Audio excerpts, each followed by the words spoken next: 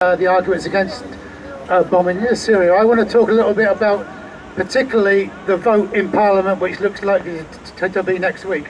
It's first of all important and worth noting that the only reason that there is a vote in Parliament next week on whether Britain should bomb Syria is because of the massive opposition there was to the war in Iraq in 2003. Always remember that. They're not doing it because they want to, they're doing it because we made them do it. Why is this vote important?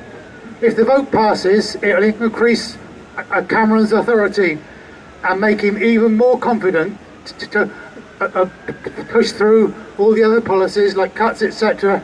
that he wants to do. If the vote fails, it'll undermine his authority, make his other policies more difficult. If the vote passes, it will be used by those elements of the Labour Party who want to undermine Corbyn's leadership, and they will be strengthened. If it fails, they will be weakened. Another reason. But above all, if the idea of bombing Syria is voted down, it will stop Britain taking another step into the quagmire that is Syria's civil war. I'm sure most of you heard the news today that a Turkish jet shot down a Russian jet in northern Syria.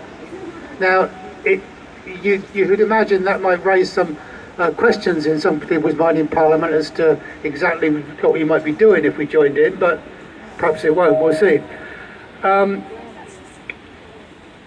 In reality, Britain joining the bombing of Syria will have little or no effect in military terms. Absolutely none. The Americans have run 8,000, I think, bombing missions in the last year to little effect. Britain is going to send 6 planes. What's it going to do? Very little.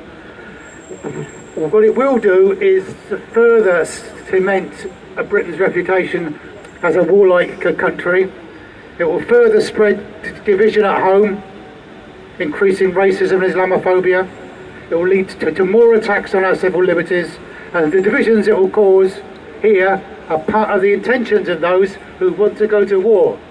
If we are divided, then they can more easily introduce the other policies that are in their favour and not ours. Now there are two people in Bristol who can do more than any of us to stop Britain bombing Syria. Those two people are Kerry McCarthy and Karen Smith. Yes. They're the MPs for Bristol East and Bristol South. In recent communications to some constituents who contacted them, they both said that before they decide how they will vote on bombing Syria, they will listen to their voices of the constituents. So people here who live in Bristol South and Bristol East, how many other of you? Good.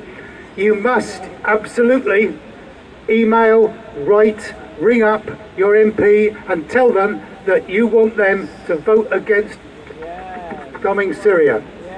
If anyone isn't sure how they do that, then see me. I can explain how to do it easily. But please do it in the next few days.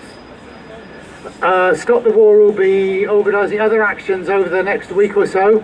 So look out for those on our Facebook page, on our email lists. If you want to make sure you hear about them, then see me and I'll make sure you get that. But whatever you do in the next week, write to your MP, email your MP. If you've already done it, then do it again. If you haven't done it, do it. And tell your friends to do it. Straight away, please do it. Thanks.